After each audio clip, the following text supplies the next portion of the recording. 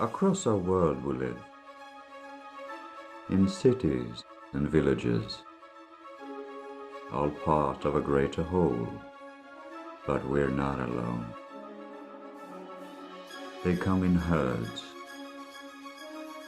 hives and swarms, packs, prides and pairs, living in nature, members of society.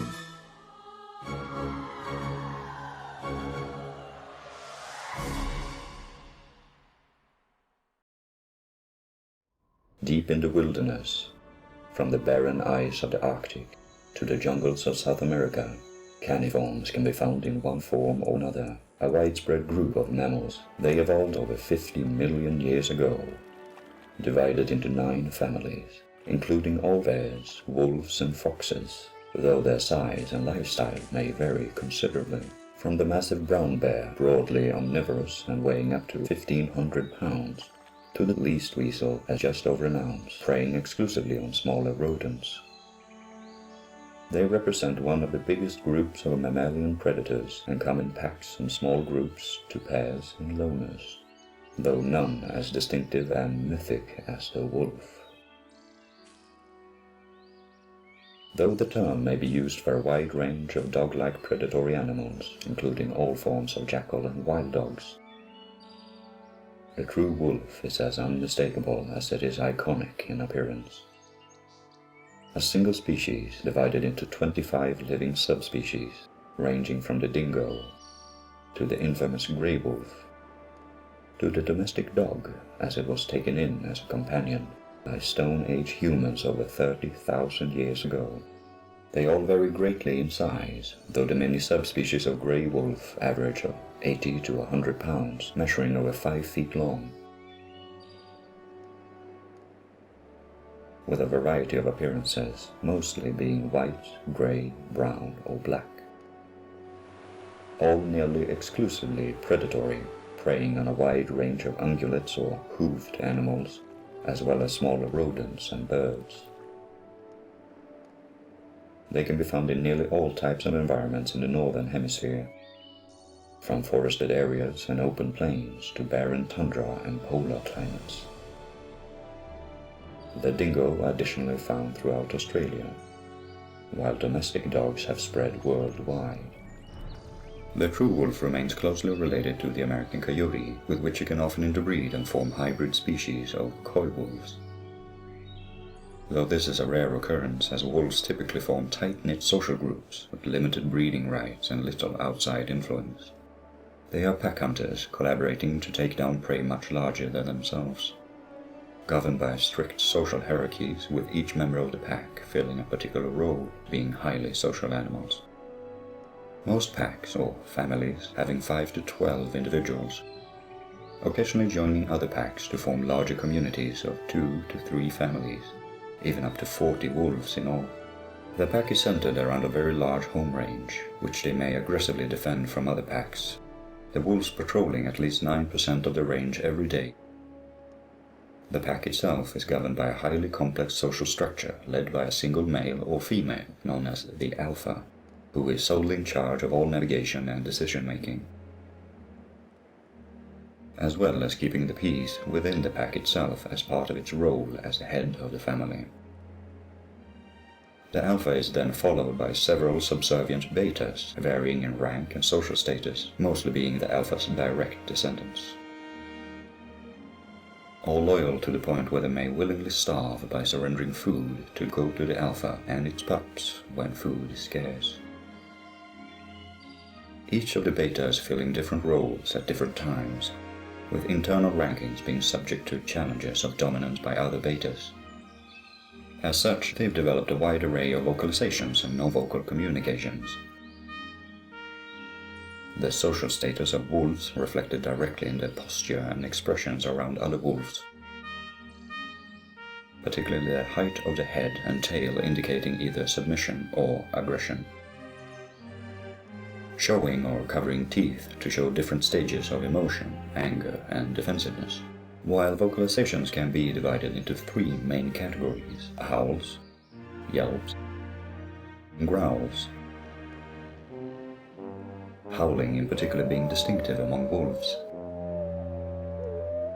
Able to be heard across an area of up to 50 square miles. It is used to gather or locate the pack as well as to sound an alarm, the length and tone of the howl indicating the difference, while yelps and whining is used either to indicate submission or to express playfulness and care. Growls used only for aggression and defensiveness. Mating season occurs once a year, between January and April depending on the location and the subspecies, for a period of up to 2 weeks. Wolves are generally monogamous, with each pack containing one breeding pair only, the alpha and its mate. The sexuality of the betas being typically suppressed.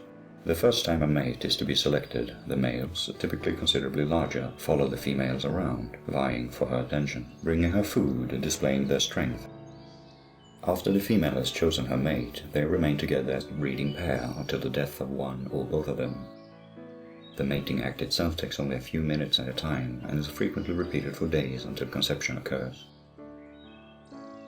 After which, the female digs out a den in a cave or at the base of a tree, where she remains for the duration of the pregnancy, lasting 2 months, as well as during the ensuing recovery and nursing period, during which time her mate, with the help of the betas, gather food for her. Typically between 5 to 7 pups are born, though litters of up to 17 pups have been known to happen. Born blind and deaf, weighing around 10 to 15 ounces. They begin to see at 9 to 12 days of age. The pups are raised by the pack as a whole, employing allo-parenting strategies to socialize the pups through social grooming and play fighting. At 4 months of age, they will have increased their body weight 30 times over and are soon able to accompany the pack on hunts, staying with their parents in the pack until reaching sexual maturity between 2 to 3 years of age, after which many of the juvenile wolves disperse, particularly the males, to ensure genetic diversity, while some juvenile females may choose to stay in the pack to help raise the next litter. The dispersed wolves, on the other hand, will attempt to seek out a new pack to join, though most wolf packs refuse to accept newcomers and the lone wolves often resort to prolonged isolation, or to joining with another lone wolf of the opposite sex to form an entirely new pack. While in nearly all environments, wolves are the apex predators with few natural enemies, juvenile wolves are significantly vulnerable to isolated incidents and attacks, as well as the threat of starvation or injury from failed hunts. Once in a pack, life expectancy rises dramatically, however, with a maximum lifespan for a social wolf being up to 13 years in the wild, though the average remains around 5 to 6 years due to many wolves dying from injuries received due to disputes with other wolves.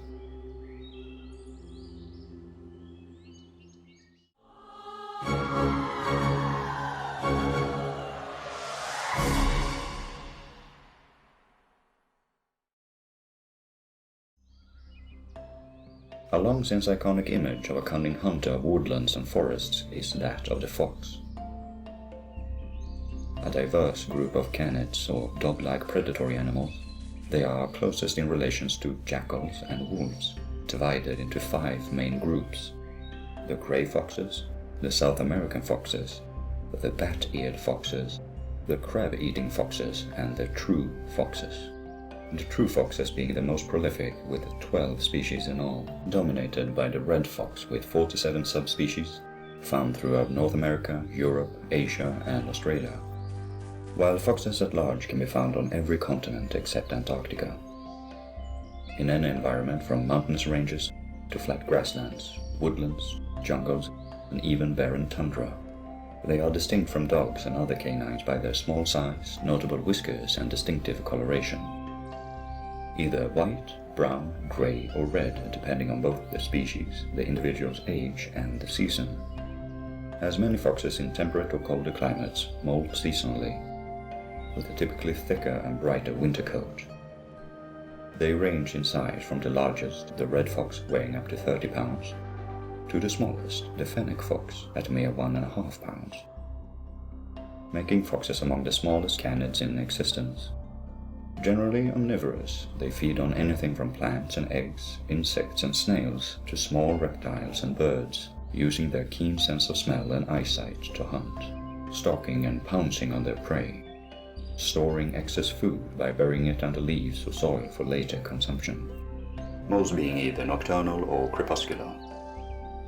Unlike most canids, foxes generally do not live in cohesive packs, instead known to live in smaller family groups and pairs, or, as with the Arctic fox, alone.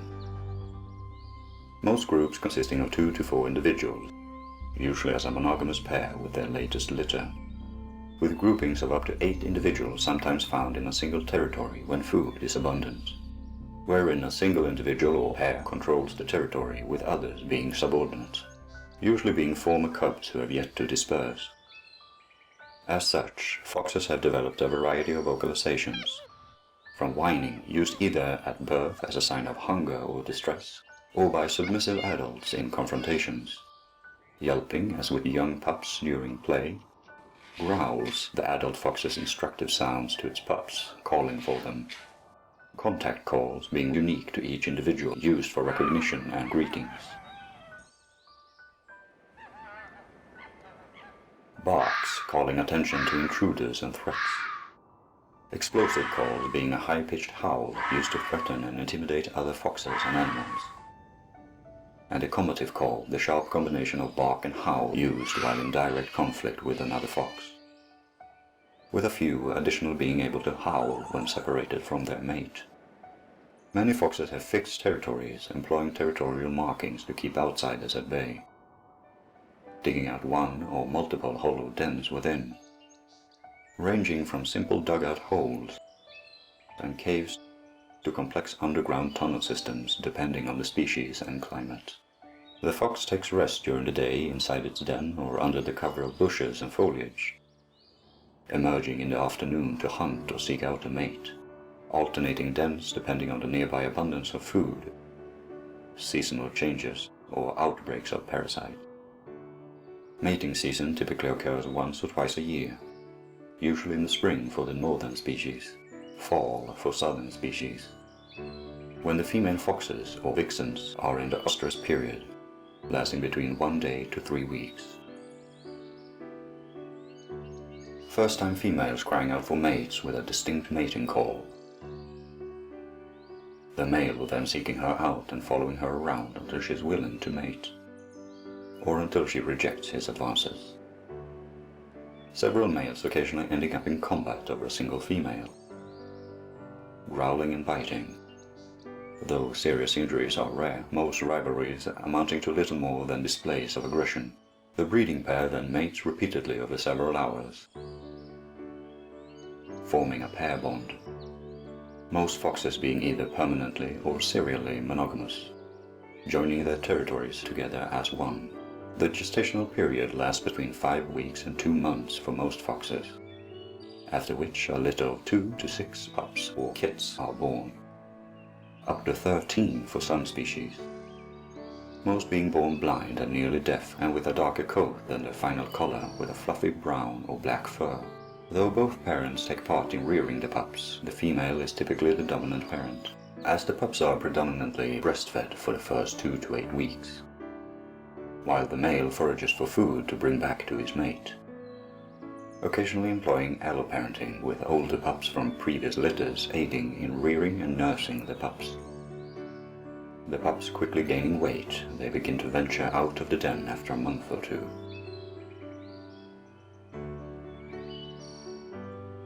Aggressively play fighting and exploring.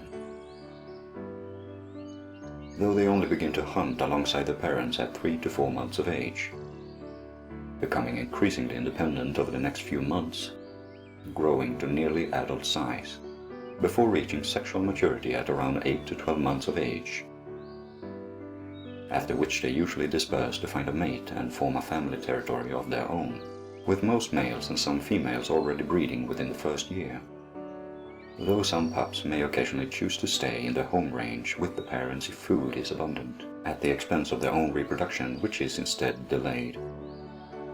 Mortality rates for juvenile foxes is very high due to their size and vulnerability, up to 75% during the first year, with even adult foxes being targets for predation by larger animals such as owls, hawks, and eagles, as well as large felines such as leopards, lions, and tigers, as well as being particularly vulnerable to disease due to rabies and others, with various skin and fur parasites being commonplace. The average lifespan for foxes being typically only 1 to 5 years, though some cases have been reported of foxes living up to 15 years.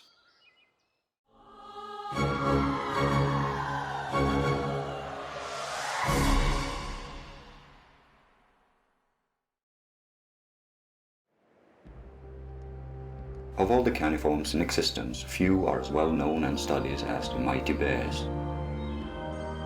They are the giants of the wild, the largest predators on land. The largest polar bear known to have stood over 11 feet tall when upright, while the largest Kodiak bear is known to have weighed over 2,400 pounds, 3 times the size of the largest tiger. The smallest sun bear being 4 feet tall itself, weighing 140 pounds. Divided into 8 species, including the sloth bear, the spectacle bear, the sun bear, the polar bear, the brown bear, the Asian and American black bear, and the giant panda. They are found throughout Europe, Asia, North and South America, and are most common in forests and grasslands. Though they have been known to exist in mountainous regions and the barren tundra, as well as in the Arctic itself. Recognizable by their massive body, powerful muscular shoulders, stocky legs and lumbering gait. Unlike other caniforms, bears walk on their hands and feet as opposed to their fingers and toes, as well as long canines and powerful claws used for mauling their prey or to dig up roots and fruits. They are either black or brown, with the polar bear and the panda being partially white.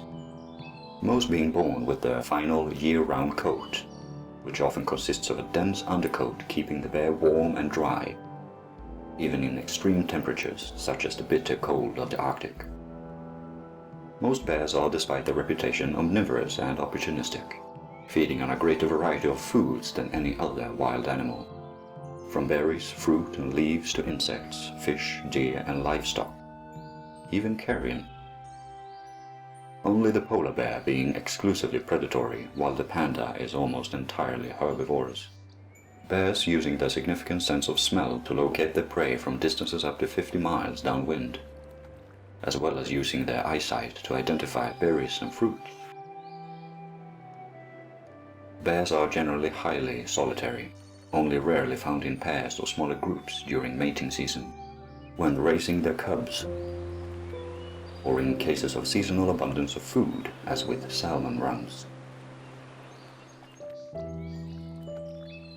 Though most are highly territorial with fixed home ranges and no tolerance for outsiders, their territory is centered around a single den, either a cave or a deep hollow dug out from loose soil, where bears in temperate or subpolar climates go into hibernation over the winter months.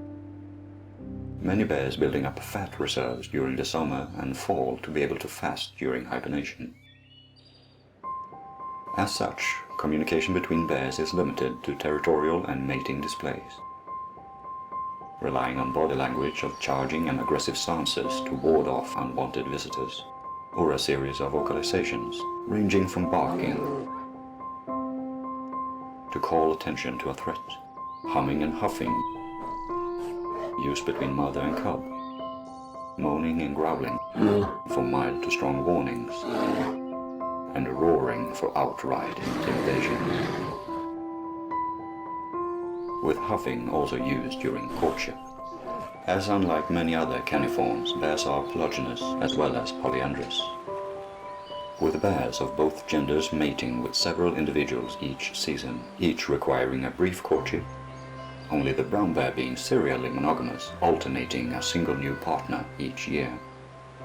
Mating season typically occurs once a year for a limited time as the female goes into estrus, usually in the spring or early summer, lasting between a few days as with the panda, or several months for American black bears. during which time the female constantly emits powerful pheromones to be detected by nearby males. The male then approaches the female, initiating a cautious greeting and huffing to signal his intentions to mate.